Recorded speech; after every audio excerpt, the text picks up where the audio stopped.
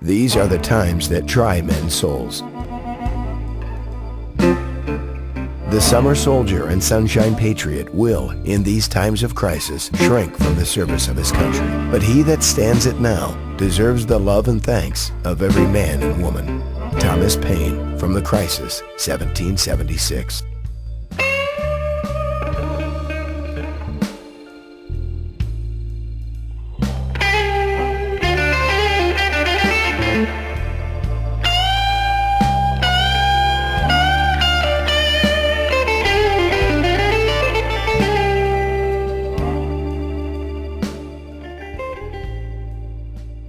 Absolutely becomes that all you have is hammers and everything you find is nails, and you're going to crush it. You're going to crush every nail that you find, and we're crushing the Iraqi people with the training we're giving and the unsupportive nature that's around us in the military.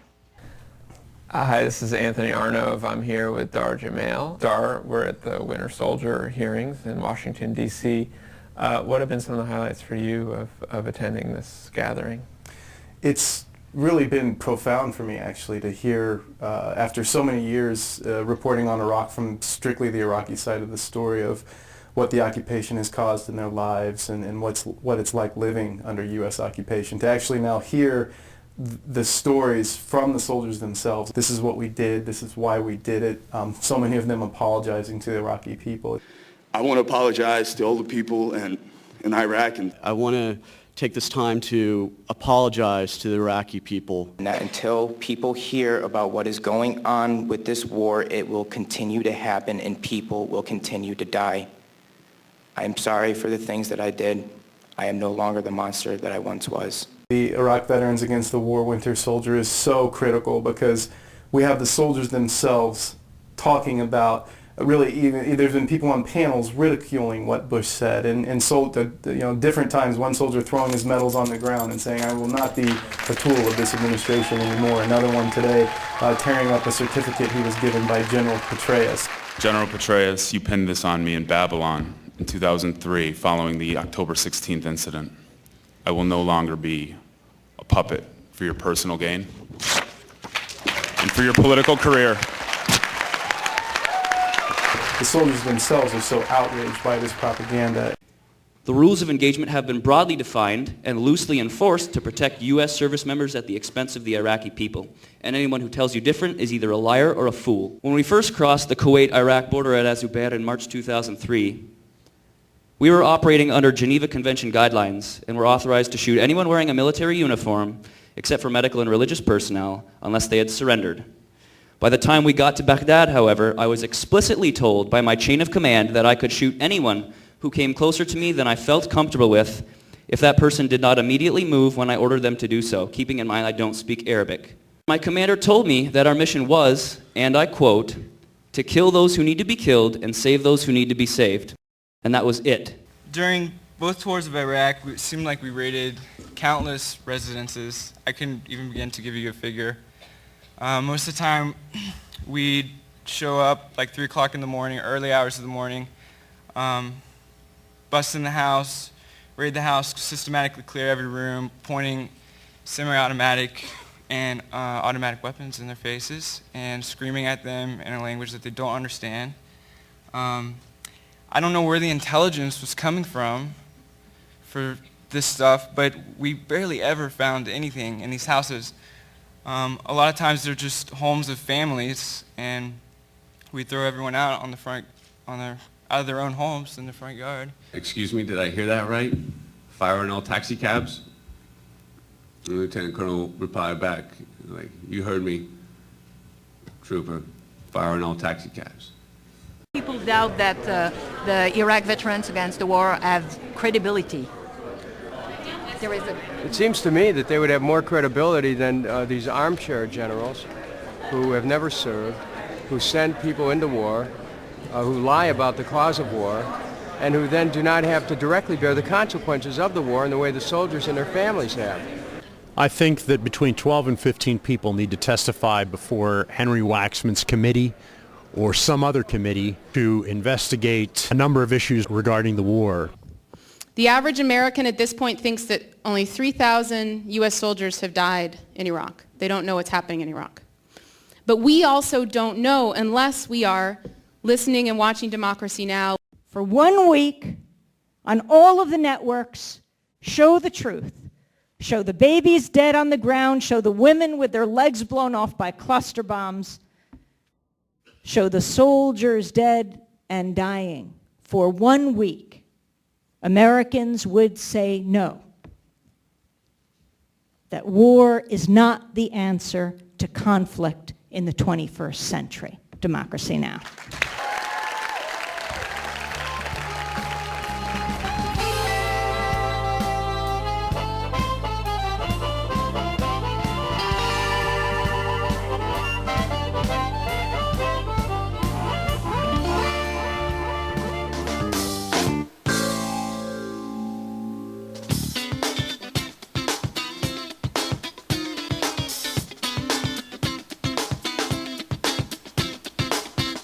From Pacifica, this is Democracy Now! Oh, why don't you tell your story? This is amazing. He's active duty in Iraq and he called into the show. But as a producer, you'd appreciate that they called you like 3 times, didn't answer. This was a big moment for us that an active duty soldier was saying to his country, pull out. It was... Couldn't get you. The show is on. It was that I was actually getting investigated and questioned that day. So my commander has me in her office. She's asking me questions, and my phone is ringing in my, because our uniforms have sleeve pockets. My phone is in there ringing, and then I was like, damn. I'm like, of all the horrible timing, because you never know when you're going to be investigated. It's 8 o'clock in the morning. Yeah. We're going live. So how does it feel to be here now? Having like sat in there and listened to everything, it's just filled me with like this sense of pride. I think that the more that I've heard, the urgency for me becomes more great. When I see the pictures of now 1 million Iraqis who have been exterminated, literally because of our tax dollars, 1 million people in a 5-year span, then I recognize that we must do something about that. I find myself being much more restless than I once was. I find myself finding things to occupy my time so that I don't have to think about Iraq. And even though it's kind of funny because I'm an activist and I speak out about it, so I have to engage with this stuff. But when I'm speaking out, it's sort of my own therapy. When I'm speaking out, it's the one thing that assuages my guilt that I have over the things that we did in Iraq.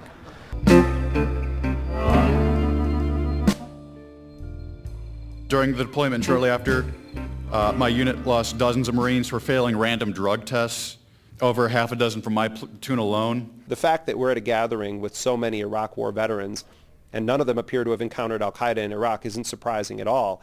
I think it would be surprising to a lot of Americans because what we've been programmed to think is that al-Qaeda somehow has a stronghold in Iraq.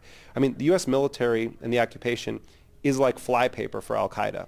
It's this powerful presence that leads them to a policy of pacification, the kind of policy we've been hearing about all day that leads them to order our troops to perform a version of state terrorism on the people in Iraq and Afghanistan. And of course, in the case of McCain, you know, he's willing to put the 100 years on it.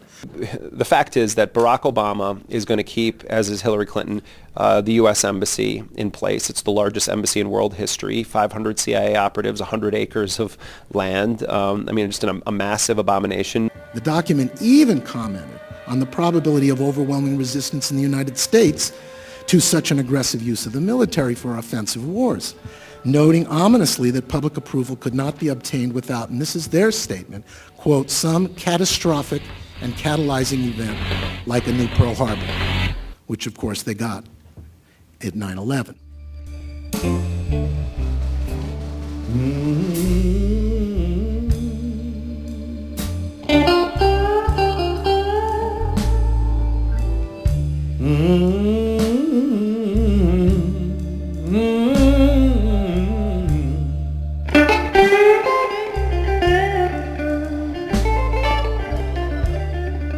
And we're just here as like uncles and aunts helping this nascent organization, Iraq Vets Against the War.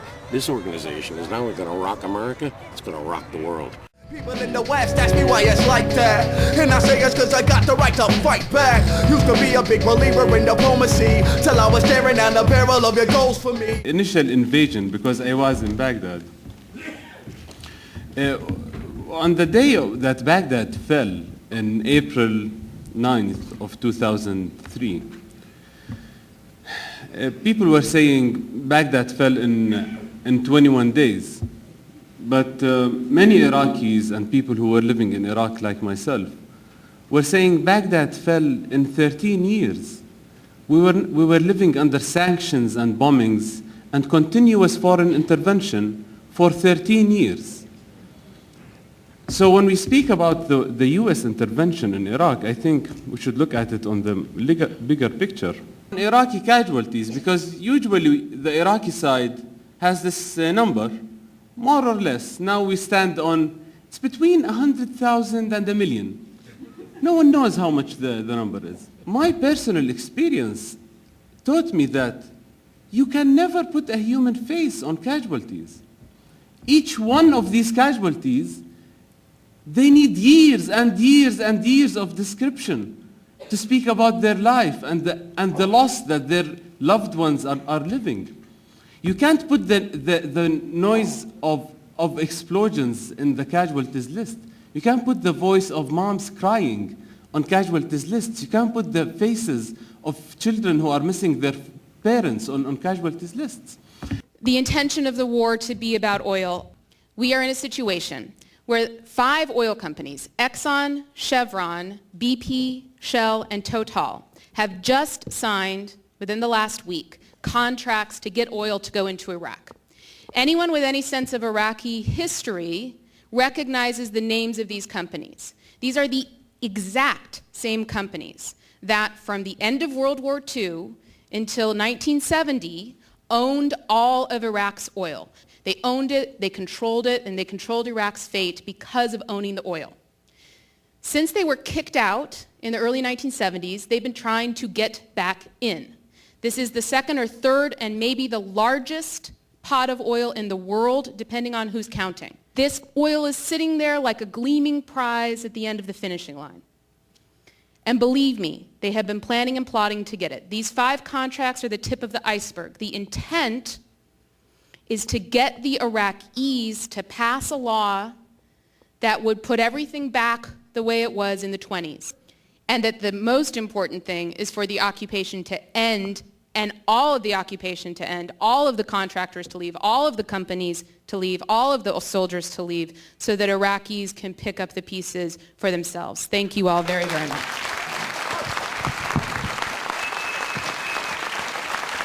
We have become a dangerous group of people, not because of our military training, but because we have dared to challenge the official story.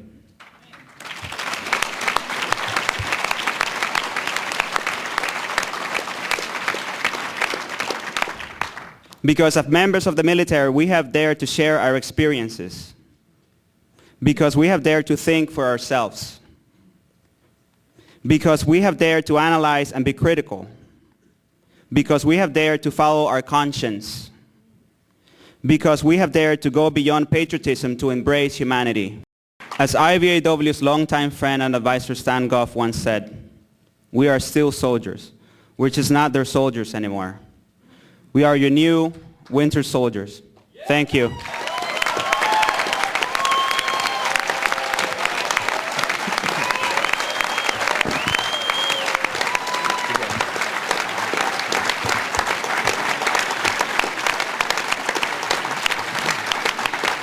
Thank you.